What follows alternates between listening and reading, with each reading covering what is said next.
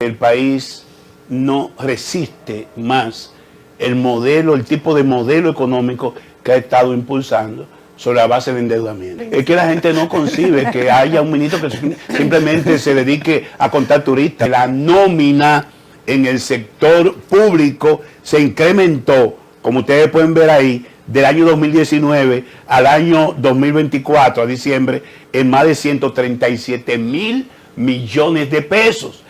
Yo me quedo con las declaraciones contundentes que hizo el presidente Danilo Medina, señalando en qué gobierno se vivía mejor. Vamos a hablar con el maestro Melanio que sabe Paredes. de todo eso. Bueno, bienvenido, profesor Paredes. Gracias por la invitación, madrugando para estar a tiempo acá. Es bueno madrugar, doctor. Al que madruga Dios lo ayuda. Así es. Maestro, sería importante, y a propósito de economía, ¿cómo anda la economía? ¿Cuál es su percepción de cómo anda la economía en la República Dominicana? En estos días una misión del Fondo Monetario Internacional visitó al país. Algunos decían, incluso sus anfitriones por excelencia, que el Banco Central, que era parte de las visitas rutinarias que hace el Fondo Monetario a todos los países miembros con el fin de pasar revista a la marcha de la economía. Sin embargo, las informaciones que tenemos es que esa misión tuvo en especial discutir con autoridades económicas dominicanas el por qué el gobierno dominicano, en una circunstancia de inestabilidad global en materia de comercio, con incertidumbre que ha llevado a que se eleven las tasas de inflación, por ejemplo, en los Estados Unidos, con dificultades del país para atender los compromisos de la altísima deuda externa y su servicio, el gobierno tira la toalla y dice que no habrá reforma fiscal. Justamente el día antes de llegar esa misión del Fondo Monetario Internacional, el ministro Paliza habló de que el gobierno no contemplaba ya en este periodo ninguna iniciativa de reforma fiscal. Esto luce contraproducente porque el país no resiste más el tipo de modelo económico que ha estado impulsando sobre la base de endeudamiento. No. Ayer se le preguntó precisamente al presidente en la semanal sobre el tema de la tasa del dólar, que ya andan 63 puntos y tanto.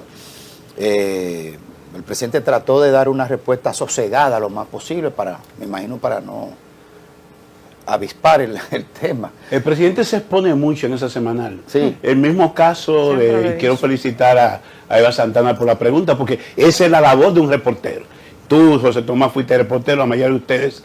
Incisivo, la pregunta, fíjate por qué genera inmediatamente una información que se hace viral, porque el tema del momento era ese, y dio en el clavo la amiga periodista de este medio, y aprovecho también para saludar al principal ejecutivo, para no decir vos, porque el término jefe está estigmatizado. Don Ismael.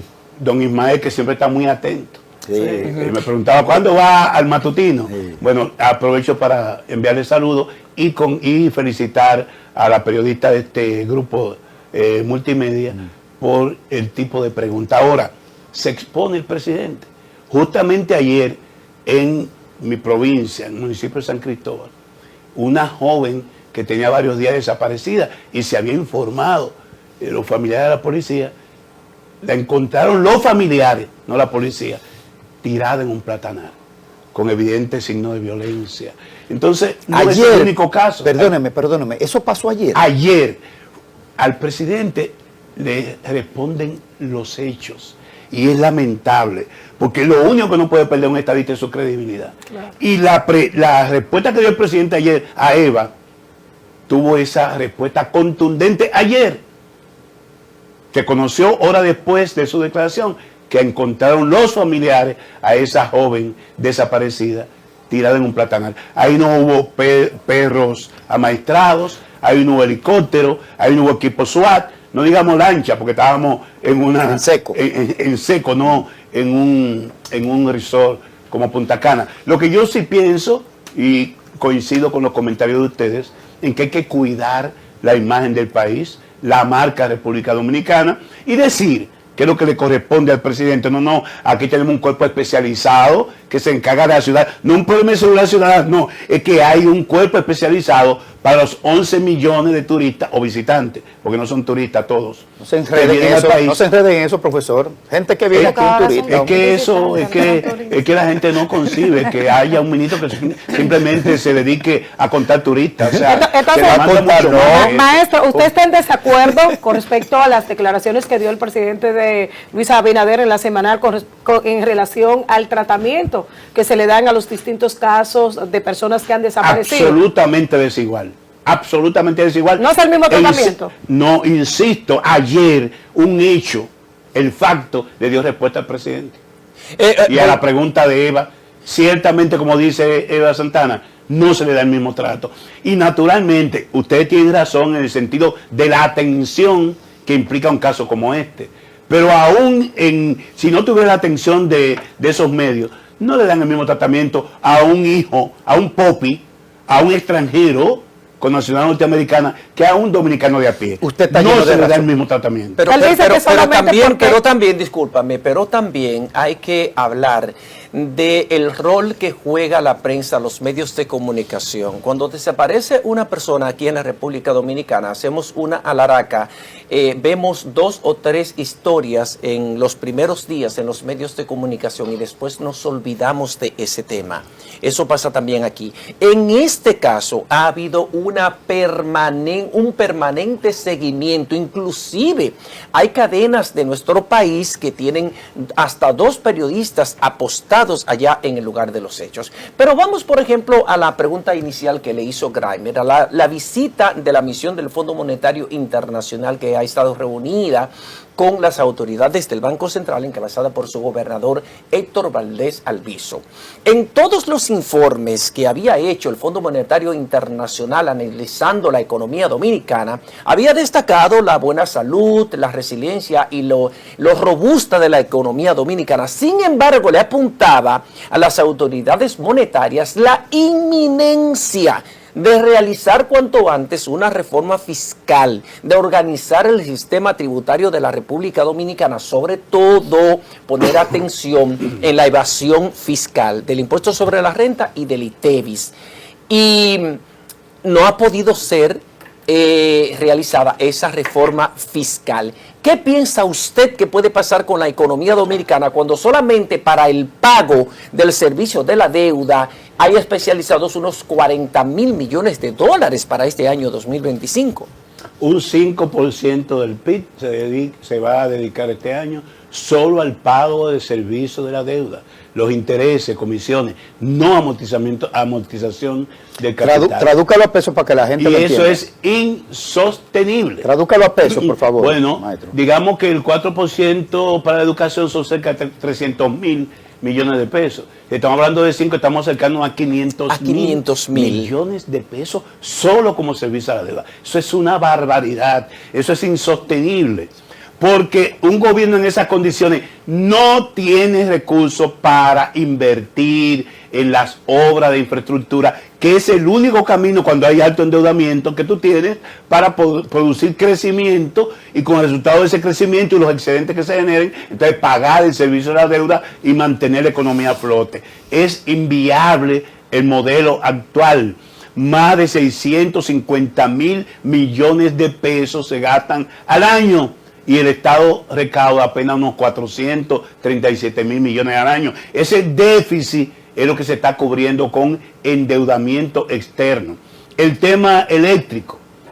En el año, y te pasé un cuadro, Jaime, ojalá que en la producción lo tengan. Atención, en el año 2019, el gobierno de Danilo Medina destinó 498 millones en el subsidio eléctrico. El subsidio va a cubrir, digamos, parte de las pérdidas ahí está que tienen las EDES, es la última línea, este renglón de lo que gasta el gobierno, lo que gastó en el 19, tomando ese año como el último año normal del gobierno de Danilo Medina, porque la pandemia fue una suerte de división entre un antes y un después. Sin embargo, el año pasado nosotros invertimos 1.580 millones de dólares solo en subsidio eléctrico. Se espera que este año estará rondando los 1.600 millones. Eso es insostenible. Pero ¿qué refleja ese gasto? Que usted tiene que tener disciplina. Ese cuadro tiene que tener disciplina. Para usted motivar y recibir apoyo para una reforma fiscal, usted tiene que disciplinarse. Conforme lo dice ese cuadro, estamos hablando de que la nómina en el sector público se incrementó, como ustedes pueden ver ahí, del año 2019 al año 2024, a diciembre, en más de 137.000 millones de pesos. El gasto en pensiones no solidarias, pensiones graciosas, un gasto excesivo que duplicó lo que se invertía en el año 2019. Ese cuadro refleja un desorden en términos del manejo de los ingresos y gastos del gobierno. Tú no puedes exigirle a la ciudadanía, a esa clase media, que desvive para no perder su estatus. Cuando el presidente habla de que va a incrementar los ingresos de la clase media al 2028, una clase media que está en el filo de la navaja entre o hacerse pobre o mantener su estatus. Tú no le puedes pedir a esa clase media que se sacrifique cuando uno ve ese gasto gracioso. Como dice el presidente Medina, le cogieron apetito al gasto, no se invierte en obras públicas, hay centenares de obras iniciadas y todos estamos con el dedo cruzado para que esas obras puedan ser terminadas. Profesor. Porque si no se terminan, ¿qué ocurre? Cuando usted comienza una carretera y la deja a medio talle por un problema de liquidez o lo que fuera, cuando hay que reiniciar esa obra, se duplica y se triplica el presupuesto. Se triplica el presupuesto. Ahí tenemos el metro, que no se sabe, hay quienes denuncian, yo creo que hay en exceso cuando dicen que las vigas se sobreponen una sobre otra. El caso es que ese metro, o esa línea del metro de Juan Carrizo, se ha anunciado en más de 2 rendiciones de cuentas su terminación. No parece. Se va a inaugurar en noviembre, dijo el presidente. ¿Qué tanto ha incidido? Cuarta fecha señalada, y todos ponemos en duda. Pero señores, la autopista Duarte, el kilómetro 9, el tapón, digamos, el pandemonium que es el kilómetro 9. ¿Cuántas veces se ha anunciado que ese problema se iba a resolver? Y no se ha resuelto. ¿Qué tanto ha incidido? Usted habló ahorita que hay que contar a partir de lo que es la pandemia y antes de la pandemia. Pero ¿qué tanto ha incidido todo lo que trajo consigo la pandemia, luego de la guerra de Ucrania y todo lo que se ha dado, para que se esté presentando este cuadro que usted presenta ahora mismo, para que se haya disparado todo el gasto? ¿Incide realmente para que se dé esto, siendo honesto? Todos reconocemos que en la última fase de su gobierno, Danilo Medina administró con eficacia el tema de la pandemia, que ningún país lo esperaba. Ningún país lo esperaba. Ese encerramiento, digamos, el que la economía se paralizara, los trabajadores tuvieran que quedarse en sus casas y había que de alguna manera subsidiar, y se subsidió. También hay que reconocer que el presidente Luis Abinader tomó el mandato en medio de esa pandemia, continuó, y eso también es laudable, con las medidas de protección a la familia que inició el gobierno de Danilo Medina, tomó la educación y con un modelo a distancia, al menos garantizó que los alumnos no perdieran el contacto con sus maestros, cuando en el resto de América Latina se produjo un apagón educativo, o sea, un encerramiento o una, digamos, una parada total. En el caso nuestro no se produjo, pero por favor, a partir del año 2021 se retomó la normalidad. También debo reconocer, porque un opositor tiene que ser responsable, que la salida y la apertura del turismo tuvimos éxito. Fuimos de los países con mejor éxito y todavía estamos viendo los resultados por la salida de la pandemia, cuando todo el mundo quería salir después de ese encerramiento, y nosotros nos beneficiamos de ese elemento. No porque fuera una, digamos, todos los méritos del gobierno. Ya el turismo venía como una empresa sólida, con un buen manejo en la gestión de Francisco Javier, y se le dio continuidad. Pero siempre reconocemos que la continuidad en política de Estado, como política de Estado, es importante. Es fundamental. Ahora, eso fue el 21. Ya tenemos 4 años que salimos de la pandemia. El tema de la guerra de Ucrania, si bien tuvo unos efectos en la elevación de los materiales de construcción, de la varilla, etcétera, lo tuvo en su momento, pero siempre a un gobernante se le elige para lidiar con problemas, para salir de esos problemas y apostar al progreso, al avance. Entonces, no podemos 5 años después seguir prevaliéndonos de unos factores coyunturales que han sido superados. Y lo que uno espera del presidente Luis Abinader es que, si bien él tomó esa mayoría en el Congreso para modificar la Constitución y ponerse la banda de que es el único presidente que no ha intentado perpetuarse, esa popularidad y ese éxito relativo en las elecciones debió invertirlo en resolver problemas cruciales, problemas estructurales de la economía dominicana, y no ha sido así. El presidente sigue buscando popularidad y por eso pospone una reforma fiscal que tiene que hacerse naturalmente, comenzando por disciplinar el gasto, porque para tú conseguir el apoyo de la ciudadanía y de la oposición, tienes primero que llevar al nivel del 2019 los gastos exorbitados que ha hecho este gobierno en estos últimos años. O sea, que la reforma no se ha hecho porque es impopular, según. Sí, porque tiene un costo político y el presidente no ha querido cargar con ese costo político. Lo dijo Paliza cuando anunció de que no lo van a intentar ya en este periodo. Profesor, ayer estuvo aquí un amigo suyo, se llama Vinicio Castillo Semán, con quien siempre se tuvo una... Será amigo tuyo. Así es que dice. Yo tengo un pleito casado con esa familia de que se inventaron directamente las escuelas de los haitianos en la frontera. Bueno, un amigo mío que estuvo sentado aquí ayer, Vinicito Castillo Semán. Amigo tuyo de José Tomás Pablín. José Tomás. Planteó que con el tema de Danilo Medina y unas declaraciones que dio el presidente Danilo Medina sobre el tema de la corrupción, y que él no sabía nada de lo que hacía su hermano Alexis y todo el entorno familiar, y que la justicia ahora en estos días digamos que tomó una decisión judicial de no extinguir el proceso que se lleva con la familia de Danilo Medina. Dijo Vinicio Castillo Semán aquí ayer que cómo es posible que Danilo Medina no supiera nada si a Danilo Medina se le pagó todo lo que él administró en materia de negocio con el gobierno antes de que Danilo Medina se fuera. A Juan Alexis Medina. A Juan Alexis Medina, sí. O sea, que Danilo Medina lo que ha sido un protegido de la justicia actualmente, eso es lo que dijo específicamente. Y que está arrastrando al PLD a defender eso que es indefendible. Además. En ningún caso el Partido de la Liberación Dominicana, no hay una sola declaración que diga que nosotros nos aventuramos a declarar inocente a nadie. Hemos dicho que se respete el debido proceso. Y felizmente esos casos, creo que ayer ya el Ministerio Público comenzó a hacer su exposición en la parte final y de fondo de ese juicio. Nosotros esperamos los resultados del juicio.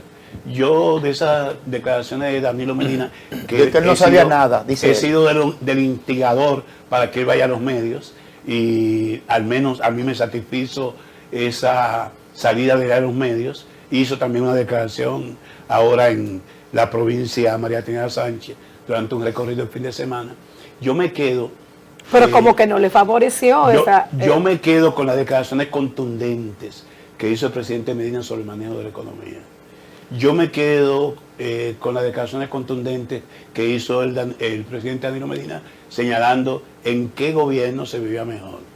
Yo me quedo con una afirmación que hizo Medina este fin de semana, que decía que un partido político puede prometer cuando antes prometió y cumplió, y que por eso el PLD tiene esa ventaja sobre sus contendientes hacia el 28, porque el PLD cumplió lo prometido, y podemos entonces prometerle a una ciudadanía que está ávida de encontrar ya una salida al cambio que evidentemente ha fracasado, y que culmine en el 28 con un ciclo de poder. Como decíamos en Senaín, hoy es más fácil acceder al poder, más difícil usar ese poder y más fácil perder ese poder. Es lo que ha pasado con este gobierno del PRM, es una réplica de los gobiernos de Jorge Blanco, de Hipólito Mejía. Yo digo que este es el gobierno del PRDM, Y por consiguiente, cuando un gobierno fracasa, el referente inmediato no es el gobierno anterior del anterior.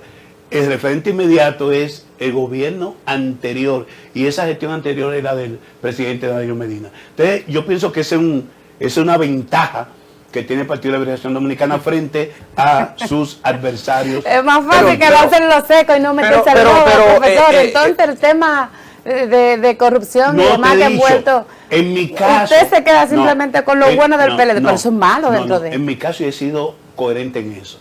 Yo entiendo que todo el que metió la mano o metió la pata debe pagar por ello. Ahora, el Partido de la Liberación Dominicana no es ni a distancia responsable de la comisión de falta por cualquier funcionario o empresario que de alguna manera estuvieron vinculados al gobierno de Danilo Medina. Cada quien debe responder ante los tribunales. Lo que sí hemos dicho es que no hay que exacerbar. Esa persona que se refiere Greimer ha querido arrastrar el PLD a un hecho que no implica a ningún dirigente de la fragua del Partido de la Liberación Dominicana. Yo le pregunto a ustedes, ¿hay un solo imputado en cualquiera de los hechos de corrupción que haya sido de la fragua bochista de lo que nos creamos el Partido de la Liberación Dominicana?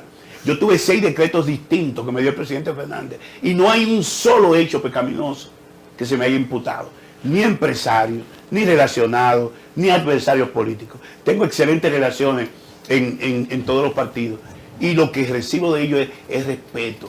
Y como yo, hay una cantidad de funcionarios del PLD que pasaron por el Estado y no tienen nada por qué arrepentirse. Para conectar eso no exonera que si alguien en esa gestión de Danilo Medina cometió dolo o metió la mano, pague por ello. Profesor, usted conoce a Danilo Medina desde que eran muchachos los dos prácticamente. Estuvimos en la sala universitaria juntos. Claro. Y usted sabe la metodología de Danilo Medina y del origen de su formación del ala izquierda, ¿verdad? Que estuvo militando en el ala izquierda antes de formar parte del PLD. Usted lo conoce bien. Lo metodológico y lo riguroso en el seguimiento de los procesos. ¿Cómo Danilo Medina dice públicamente que él no se enteró de nada de lo que hizo su hermano o su cuñado Maxi o su hermana, pero sobre todo Juan Alexis Medina? Yo me remito a su declaración. Él dijo, evidentemente, aunque no le dieron esa palabra, hubo abuso de confianza, porque él dice que él le señalaba a cada uno de sus funcionarios, como lo hice yo en mi momento. Yo reuní a la Comisión de Ética del Ministerio de Educación cada semana y le reiteraba, y puse al frente a Guadalupe Valdés, que no era del PLD, una persona de izquierda con unos valores, la puse al frente para esas comisiones de ética que son hechura de los gobiernos del PLD, como lo es la profesionalización del Ministerio Público, como es el PECA, son creaciones en los gobiernos del PLD. He estado presente en nosotros siempre ese elemento de preocupación, porque la corrupción es un tema estructural. Por eso es usted, maestro. Y digo, me remito a lo dicho por Medina. Él le decía a los funcionarios, tengan cuidado, cuídense de sus amigos y de sus propios familiares. Y dijo él por su boca que sacó varias veces del palacio al hermano, diciendo no venga a buscar nada aquí. Ahora, esas son las declaraciones de Danilo, esas son sus explicaciones. Yo simplemente las respeto. Pero una cosa, la salida de Danilo Medina a los medios de comunicación, que usted dice que fue de los principales propulsores para que él saliera al ruedo político. Danilo Medina, en una entrevista que ofreció, en esa primera entrevista que ofreció a un programa radial, dijo que sus hermanos, sus hermanos y él, su familia, habían sido víctimas de un complot para hacerlos aparecer como que habían formado una asociación de malhechores para defraudar al Estado. Yo me pregunto, si usted le advertía tanto, si usted lo tenía que sacar tanto a Juan Alexis Medina Sánchez del Palacio Nacional diciéndole que fuera a buscar nada allá, y hay evidencias de que, por ejemplo, Rafael Andújar Gemosén, el ex director de presupuesto, se negó a firmar una orden para un pago a una de las empresas de Juan Alexis Medina y al otro día estaba destituido. Y lo que pasó con Freddy Hidalgo en salud pública, con el tema de las jeringuillas, que eran también para las empresas de Juan Alexis Medina Sánchez. Y que parece, según las informaciones que dicen, que eso fue un chivo expiatorio, que Hidalgo, que lo conozco, un PLDista de la Fragua, y por eso lo dejaron en su casa, que es simplemente un pretexto en ese expediente, que no tiene nada que ver con eso. Es más, lo han calificado como el tonto útil de ese expediente. Velario, pero Yo les digo a ustedes lo siguiente, porque ustedes tendrán que traer a Danilo Medina a este programa para que hagan directamente esa pregunta. Le vamos a tomar la palabra. Yo puedo ser Ayúdenos ahí. un elemento Sí, de ayúdenos ahí, contribución profesor. Tiene una responsabilidad con que así nosotros. sea. Yo sí les digo lo siguiente, estamos en las finales del conocimiento de fondo de esos casos. Esperemos que los tribunales finalmente hablen sobre el fondo de la materia. Ahora, lo que sí le debo decir a usted, en eso tiene razón Medina, es que todos estos casos se exacerbaron para una persecución política. Y el lawfare no es un tema, tú lo sabes, Graeme, ustedes todos lo saben, no es un tema nuevo, es un tema que ha estado impactando a la política en toda la región latinoamericana. Naturalmente, si hay un punto, como decía un pensador, creo que fue Arquímedes, dame un punto de apoyo. Ajá. Y te moveré el mundo. Y moveré mover el el planeta, el globo. Entonces, es posible que un desafuero, una inconducta, una irregularidad, que no soy yo que la va a calificar un tribunal, da pie a lo otro. Pero, señores, el primer caso de persecución sobre supuesto hecho de corrupción no se dio en este gobierno, se dio en el gobierno de Danilo Medina. Este es el caso de Odebrecht. sí, Este es el caso de Odebrecht, que afectó incluso a colegas, a compañeros míos del comité político que son de la Fragua, No hay y empresa. finalmente salieron descargados en ese expediente. Entonces, no digamos que este es un tema de expreso encubrimiento de Danilo, cuando Danilo fue capaz de permitir que ese Ministerio Público mandara a la cárcel a Pero el compañeros presidente nuestros Danilo- en el sonado caso de Odebrecht. Con la diferencia, perdón, con la No hay un diferencia preso de que de ese eso. caso de Odebrecht fue instrumentado por el Procurador General de la República, Jean Alain Rodríguez, y él manejó ese caso a su antojo, porque metió y sacó a gente a partir de su conveniencia política. Entonces tú ves como el Ministerio Independiente no es panacea, puede señor actuó con cierta independencia. Entonces el Ministerio Independiente podrá actuar con justicia o podrá actuar con excesos. Entonces esperemos que lo que está por venir establezca la verdad sobre todos esos asuntos. Vamos.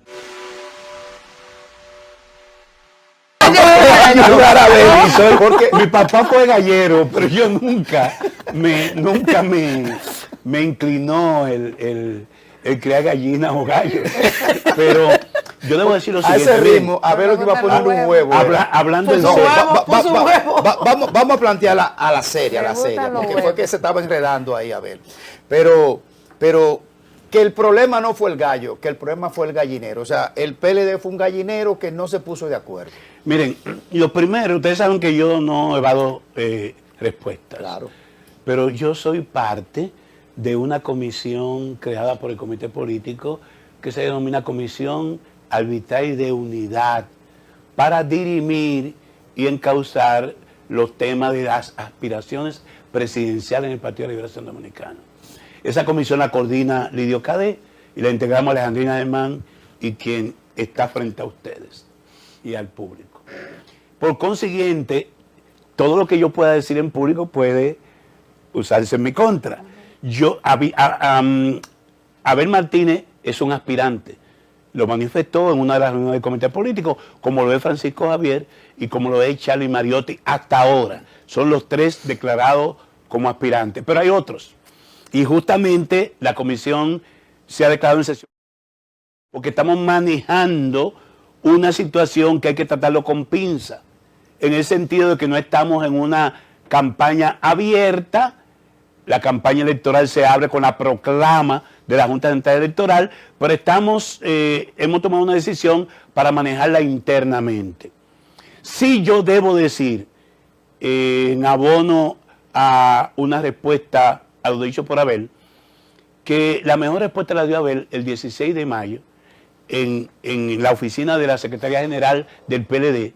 Habíamos allí unos 23 miembros del comité político esperando una declaración en la que él iba a aceptar el triunfo de Luis Abinader. Abel se adelantó y puso a circular un video, y cuando llegó allá, el presidente Medina le preguntaba, no, presidente, yo estoy satisfecho con el respaldo que he recibido. Usted trabajó más, y digo, bueno, no más que yo, igual que yo en esta campaña. Y en mi caso, yo fui el enlace de la campaña de Abel en los Estados Unidos. Y nadie, bueno, yo no voy tampoco a exagerar la nota, pero yo hice el trabajo que le correspondía hacer al gallinero. Ahora, cuando Abel habla del 20 y el 24, habla de Gonzalo Castillo y habla de él. Me imagino que estará diciendo... Y de Francisco Javier también. No, él dice... Espérese, profesor. El problema no fue el gallo del 20 No, espérese, profesor, porque la veteranía suya no nos va a sacar a nosotros de la pregunta. Espérese. El problema no fue el gallo, el problema fue el gallinero. Claro. Dice él, o sea que yo estaba bien. Y dice que... El problema fue que mi partido no me respaldó, trabajo, lo dijo no varias veces, profesor. Y que tampoco fue culpa de Gonzalo perder en el 20. ¿Qué es lo que está diciendo? Que los problemas por los que el PLD ha estado pasando, del 62% de Danilo Medina en el 16 a un 37.8% en el 20 y a un casi 11% en el 24, tiene que ver con una serie de factores que han afectado la marca Partido de Liberación Dominicana, como la división del 19, como los problemas de persecución a que nos vimos objeto en este periodo, como las disidencias, las renuncias. O sea, él está diciendo, el partido ha estado afectado por una serie de factores que no es culpa del candidato. Es lo que está diciendo. Ahora, que no trabajamos por él, trabajamos como el que más. Y trabajó el propio presidente Medina como el que más. Y lo reconoció él el 16 de mayo en la noche en la casa, en la Secretaría General del PLD. Ahora, que un grupo lo dejó solo, insisto, las declaraciones de Abel pueden inscribirse ya en sus aspiraciones a una candidatura presidencial en el 28, y sobre ese particular yo no puedo responderle públicamente, pero él dijo, sino en el marco de la comisión de la que formo parte. Un grupo me dejó solo. Él dijo un grupo lo dejó solo, insistió en eso ayer también. Refiriéndose al gallinero, precisamente, él dijo que le habían colocado un jefe de campaña, que en ese caso era Francisco Javier, pero que Francisco Javier no hizo absolutamente nada para que él pudiera tener un gran posicionamiento. No visitó ninguna de las provincias del país. ¿Qué hay de cierto? Hay unas diferencias que naturalmente nadie oculta porque fueron públicas, que serán parte de los elementos con los que tendremos que manejarnos en este proceso. Pero mintió, Abel, cuando dice que lo dejó solo el partido, que un grupo del partido lo dejaron solo. Es que él dijo el 16 de mayo que ese comité político, comenzando con Danilo Medina, trabajaron como él por su candidatura. ¿Y entonces por qué ahora viene con él? Habla de solo, hablando de funcionarios pasados. Fíjense que él dice que había que salir a hacer oposición y que había imputaciones a gobierno pasado y que sin embargo no salieron. Ahí se estará refiriendo a funcionarios de la última etapa del gobierno de Danilo Medina, no a sus compañeros del comité político. En comunicación, don Melanio Paredes, usted tiene mucho conocimiento de eso como político. Es tan importante el lenguaje verbalizado como el lenguaje gestual. Y en ese momento en el que Abel Martínez hacía esa declaración del gallinero y el gallo, esa comparación figurativa, él tenía un rostro adusto, de indignación y de decepción. Parecería ser que él estaría, esa declaración de Abel Martínez estaría como escribiendo el epitafio de su derrota como candidato presidencial del PLD. Porque no creo que después de esas declaraciones él vaya a tener éxito en la carrera por la candidatura presidencial del PLD. José Tomás, recuérdate que la política es ciencia y es arte. Con eso te lo digo todo. Y hay que en este caso él trabajará para la candidatura de Francisco Javier. Todo lo que yo diga respecto al proceso, o sea, hacia la coherencia del candidato o candidata, presidencial del Partido de Liberación Dominicana hacia el 28, Hay una candidata. puede usarse en mi contra. Margarita Insisto, Cedeño de Fernández, soy candidata. parte de una comisión arbitral y de unidad que manejará con la rigurosidad del bisturí del cirujano ese proceso. Él se quejó ayer también, profesor, de que él mandó una carta explicativa al comité político y que no se leyó. Y que él inclusive solicitó que se leyera y que no se leyó esa carta donde él daba razones de por qué no estaba ahí y establecía a qué cosa él no se iba a someter en el modelo de gestionar el proceso interno del PLD. Se quejó de eso. Usted que estaba ahí en el comité político, ¿por qué no se leyó la carta de Abel? Íntegra. Esa reunión, que fue la reunión ordinaria de marzo del comité político, se había anunciado desde el mes de enero, creo que finales del mes de enero, o principios de febrero, no recuerdo ahora, que se habilitaría un espacio para discutir en la reunión de marzo el tema referente a las aspiraciones presidenciales, la modalidad y la fecha. Y la reiteración de esa convocatoria se hizo semanas antes. De manera, ahí estuvo Juan Ariel Jiménez, que se anuncia, ahí estuvo Francisco Domínguez Brito, ahí estuvo Francisco Javier, ahí estuvo Charlie Mariotti. Faltaron en esa reunión. En el caso de Abel, se señala que con excusa, creo que alguien dijo que estaba indispuesto, estaba enfermo. Faltaron de los que suenan como aspirantes Margarita Cedeño y Abel Martínez.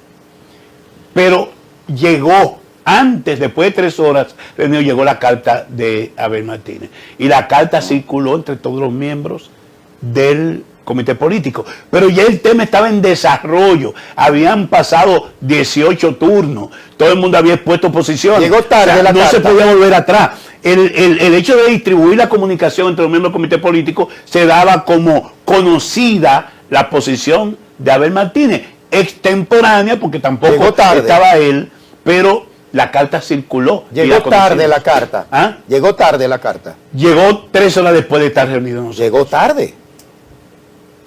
De todas maneras. Pero si ves una carta de Danilo Medina, puede llegar al último segundo y la ley. El presidente del partido. Porque la carta la leímos, yo la leí antes de terminar la reunión y todos la leímos. Pero ya hay un procedimiento, y tú lo sabes, Gremio, Claro. hay un procedimiento parlamentario y ya estábamos en los turnos finales para tomar decisiones. Ahora, yo le digo a ustedes, y comparto esto con todos los amigos y amigas que siguen en este medio, que el contenido de la carta de Abel y las diferentes posiciones de los aspirantes a la candidatura presidencial del PLD estarán siendo conocidas y manejadas en esa comisión arbitral, que tendrá también el respaldo del liderazgo del partido, la presidencia, la secretaría general y sus 3 vicepresidentes. De manera que nosotros manejaremos con la debida madurez y cordura cualquier tipo de disidencia que se produzca respecto al proceso en el cual estamos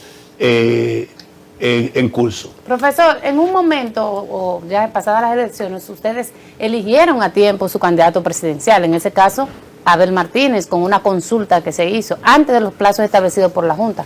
Ahora también se habla de esto, sin embargo, vemos la oposición del propio Abel. En aquel momento sí y ahora no. ¿A qué usted cree que obedece? Son de los temas que veremos. Es muy probable que la comisión pueda convocar a Abel para conocer, porque no tuvo la reunión del comité político, para conocer esos argumentos.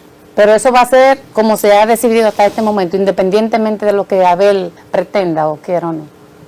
Miren, lo importante en el proceso que vive el Partido de Liberación Dominicana, y quiero decir esto para que conte así, es tener la suficiente dosis de tolerancia y disciplina al mismo tiempo para evitar nuevas disidencias en el Partido de Liberación Dominicana. Mi ideología en este momento, como comisionado, como miembro del comité político, es la defensa irrestricta de la unidad del Partido de Liberación Dominicana. Don Melanio, Disciplina. hay un tema que que ha sido inquietante para el liderazgo político nacional, y es la sentencia emitida por el Tribunal Constitucional que de alguna manera le abrió las compuertas a las candidaturas independientes. La Junta Central Electoral está elaborando un proyecto de ley que enviará al Congreso Nacional con el apoyo y los aportes de los partidos políticos, de sus delegados representados en la Junta. Pero hay quienes plantean que admitir candidaturas independientes puede producir el colapso o una desarticulación del sistema de partidos en la República Dominicana. ¿Qué piensa usted? Además de que no habría cómo controlar, por ejemplo, el ingreso del dinero del narcotráfico y de otras fuentes no santas a esas candidaturas independientes. Es la Constitución de la República que en su artículo 16 establece que los partidos políticos son el sostén de la democracia dominicana. Es decir, tiene rango constitucional. Parece que la sociedad civil de alguna manera se introdujo en el momento en que se conoció la ley de régimen electoral y metieron como gazapo el tema de la candidatura independiente. Lo que percibo en el ánimo de la partidocracia y del propio Congreso es que se está de regreso para quitar un elemento que puede ser distorsionador. Porque admitir candidaturas independientes al margen de las exigencias rigurosas que se le hace a los partidos políticos en términos de tener locales en todo el país, de una rendición de cuentas, del origen de los recursos, parecería un desaguisado, sobre todo en una tendencia global a la preeminencia de los outsiders, de gente que viene de afuera, que implica un debilitamiento del sistema de partidos y que para nada esto contribuye a un fortalecimiento de la democracia. Felizmente, todos los partidos, todos, incluidos los oficialistas, se han puesto de acuerdo en una formulación de modificación a la ley que estará siendo conocida en el Congreso Nacional. Muy bien. Profesor, usted que fue ministro de Educación, y ha sido... Pensaba que el tema del gallinero y la gallina iba a impedir que conociéramos el tema tan importante, el tema educativo. No. Graimer, permíteme y discúlpame, yo quisiera saber, para ya que pasemos a ese tema de que tiene que ver con el Ministerio de Educación y todo esto que está pasando con la educación en la República Dominicana, si las declaraciones de Abel Martínez pudieran afectar esa estructura robustecida que decía el presidente Danilo Medina que tiene el Partido de la Liberación Dominicana.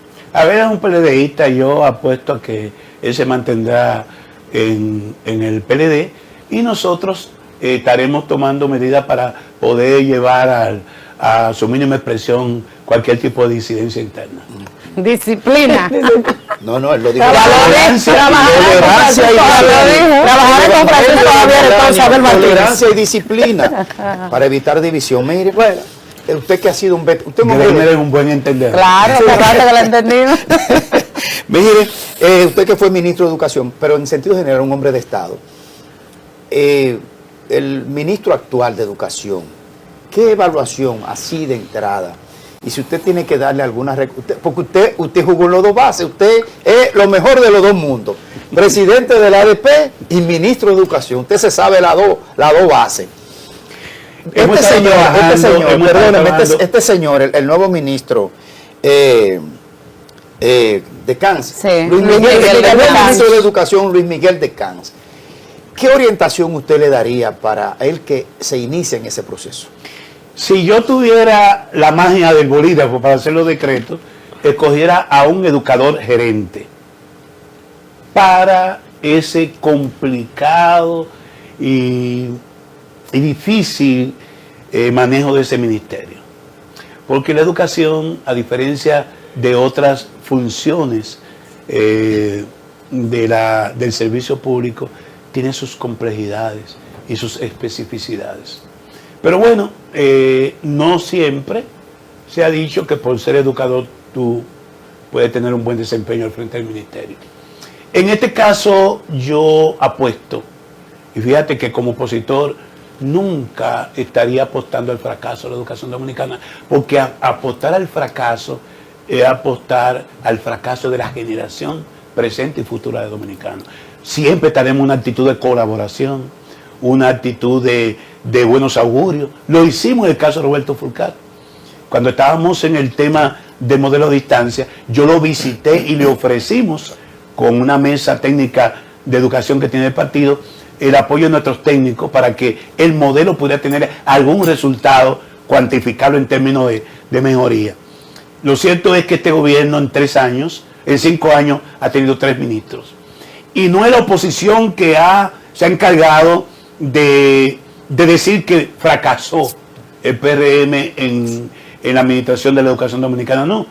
Es el ministro Ángel Hernández que dice que encontró un caos de la gestión de Roberto Fulcar. Ahora Luis Miguel, entiendo, evaluará una cantidad de decisiones que tomó Ángel Hernández a su partida, pero que no parece tener sentido cuando ya él se iba del Ministerio de Educación. Yo apostaría, y así lo hemos hecho público, que Luis Miguel Decán se haga acompañar de buenos técnicos, que los hay, tanto como independiente como del propio partido oficial, y al menos traten de que en estos 3 años de gobierno, porque ya el último año será prácticamente de campaña electoral, se pueda al menos recuperar y llevar los indicadores en materia educativa a como ellos lo encontraron en el 20. Hay un grave problema. ¿Va a dejar de deteriorar? Pero hay un grave problema de cobertura. Para mantener el nivel de cobertura que dejó Danilo Medina en el año 2020, 94% en primaria, 71% en media, 51% en educación inicial, habría que construir 10.000 aulas en el periodo 2020-2024. Se construyeron usted está 1.600 aulas y fueron las que dejó iniciada la gestión anterior. Usted está diciendo, espérese, tenemos maestro, serios retrasos. No entendí eso. Espérese, usted dice que este gobierno ha retrocedido en materia educativa. Claro que ha retrocedido. Claro que ha retrocedido. Hemos desmejorado en materia de cobertura. Lo fundamental en cualquier sistema educativo es tener a los muchachos en las escuelas. Y lo que se estima que entre 225 y 300.000 jóvenes y niños están fuera de las escuelas. Se fueron una parte con la pandemia, no volvieron, y lo que dice este gobierno es que está trabajando para que un grupo de adolescentes que son ninis, que ni estudian ni trabajan, le están ofreciendo un programa, creo que 1424 le llama. 1424. Sí, que ojalá y no sea simplemente anuncio, y prestémosle atención a esa porción de jóvenes que no están yendo a la escuela, profesor, porque sería grave. Entonces, no estamos haciendo ningún acumulo. Estamos diciendo que nuestros niños y niñas en materia de lectoescritura están peor que en el año 2017. Wow. En materia de lectura comprensiva. Y como ha dicho un pensador español, para aprender ciencia, para aprender matemática, para aprender tecnología, hay que aprender a leer comprensivamente. Gracias, nuestros profesor. alumnos se quemaron en PISA, no porque se quemaron en los contenidos específicos de los ítems que fueron examinados, porque no entendían el mandato, no podían leer comprensivamente el mandato que se les pedía. Gracias, entonces, profesor. es fundamental atacar el tema de la lectoescritura en esos primeros años de la educación dominicana. Gracias, profesor. Vamos a dejarlo hasta aquí. Nada más, entonces, según lo que usted ha dicho, usted no tendrá ni precandidato ni precandidata dentro del PLD. Sí, él tiene él tiene una precandidata. Ahora es árbitro. Felizmente Claro que seré sí. árbitro. He dicho por un tema de equidad de género. Claro. Y ustedes que son mujeres tienen que reclamar. Margarita Sánchez Hernández. Que puede ser candidato o candidata. O candidata.